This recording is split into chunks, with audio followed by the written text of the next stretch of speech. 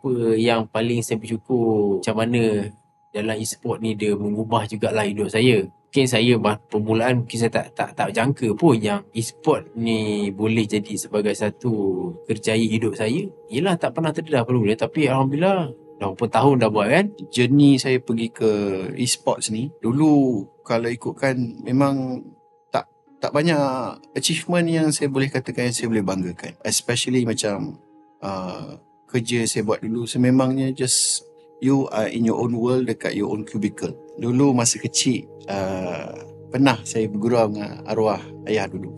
Kalau nampak kereta Mr. Bean, siapa cop dulu dia menang.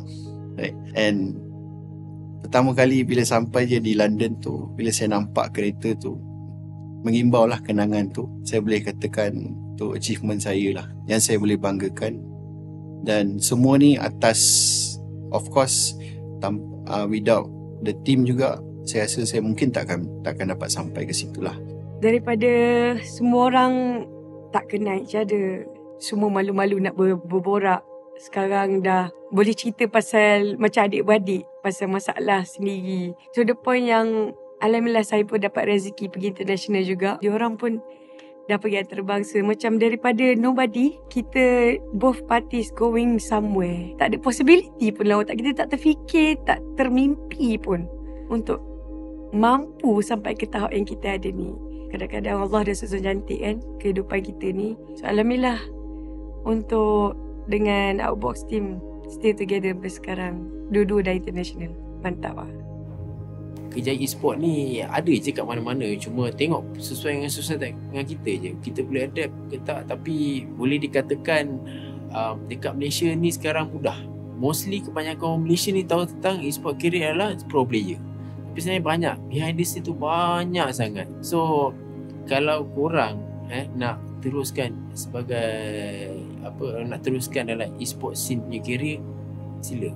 Banyak peluang. Tapi kalau dari segi usaha, ada je peluang. Sekarang dah permintaan ramai. Macam saya kata, macam saya cerita tadi, 4 event dalam seminggu.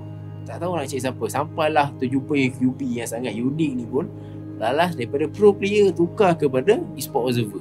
Sampai orang semua kenal lah dia. Kalau saya tengok Zai dengan QB lah kan, saya suka dia orang punya energy. Terutama sekali bila munculnya QB dan kita pairkan sekali dengan Zai, sememangnya energy tu lagi complete lah. Mungkin sebab gap umur, boleh kata kan. Sebab saya, Amin, kita dah lanjut usia. Kalau compare dengan Zai dengan QB, dia orang masih muda. So far alhamdulillah lah. Although macam Amin dengan saya sendiri, kita memang boleh bergaul dengan baik. Tapi bila maksudnya Zai dengan QB ni still okay. Tapi disebabkan energi diorang tu, kita mampu adapt, diorang pun mampu adapt sekali. Dia jadi satu connection yang rapat lah buat antara kita orang, right? At the same time, disebabkan energi diorang ni, dia bagi semangat juga dekat kita orang ni. And diorang pula percaya dengan kita orang punya credibility. Of course, sebabkan diorang muda, for sure lah kena guide diorang, properly guide diorang. Saya boleh kata those two sememangnya ada future lah. Saya banyak fikir sebabkan e-sport ni adalah saya punya hobi sebenarnya. Saya ada kerja hakiki saya. Tak rasa saya boleh fokus 100%. Sebab saya ada tanggungjawab saya kepada family. Nilai utama yang saya akan kekalkan walaupun saya takkan berada bersama dengan mereka ke peringkat yang tinggi ke 100% ke, saya akan kekalkan konsep iaitu teamwork, bekerjasama, communication, mental, fizikal apabila berada di dalam e-sport scene. Sebab apa? Dalam observe, dalam bermacam-macam caster, pengulas, producer dan juga coach, analis, player, semua adalah konsep yang berbeza. Walaupun itu ada di dalam scene e-sport, tapi setiap peranan itu adalah berbeza. Korang boleh lalui belajar satu persatu. Sebab apa? Dalam e-sport ni banyak benda yang kita tak boleh nak hadapi. Kita nampak dekat live stream tu hanya game saja. Tapi di belakang tapir tu beribu-ribu orang. Termasuklah kat luar negara tu, bukan pakai 1,000 orang saja. Diorang lebih menggunakan workmanship. Diorang lebih pada 5,000 orang. Dan juga kita tak boleh bergerak seorang. Ingat, kita tak boleh bergerak seorang kecuali kalau kita ada skill. Kalau kita tak ada skill, apa yang kita kena buat? Kita kena bekerjasama. Bila bekerjasama, anda akan dapat apa yang anda inginkan. Untuk harapan dan nasihat untuk generasi muda ataupun kawan-kawan ataupun kenalan yang pernah ada dalam seni sport, untuk sesiapa sahaja yang berminat being as a player ataupun sebagai kru production, sebenarnya benda ni taklah susah yang macam kita sangka ataupun tak juga semudah apa yang kita sangka.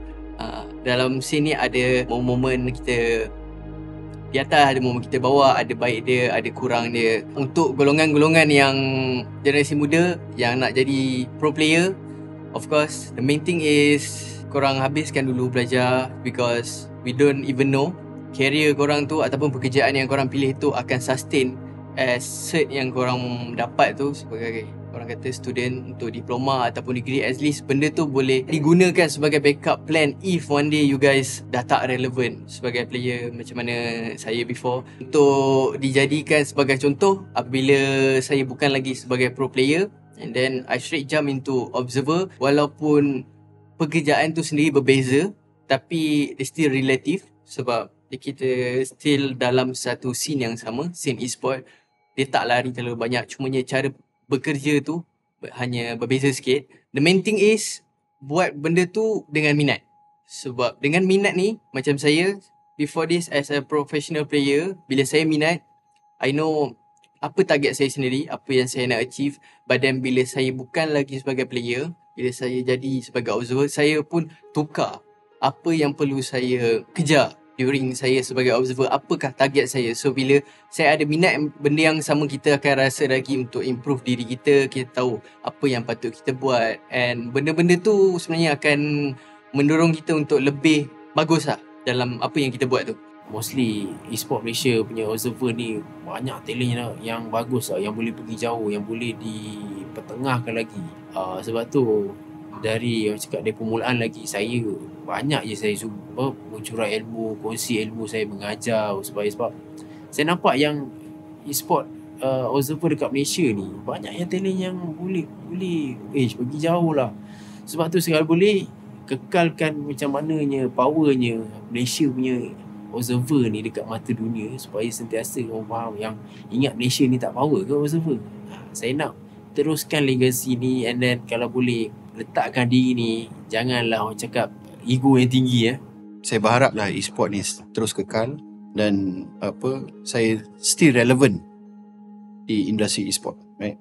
Yang saya nak bawakan lebih lagi adalah knowledge yang saya ada lah, right? Knowledge yang saya ada sekarang ni saya nak kembangkan lagi, perasaan nak belajar lebih lagi, right?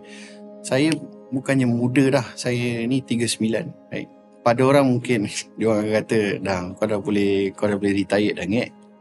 Pada saya belum lagi.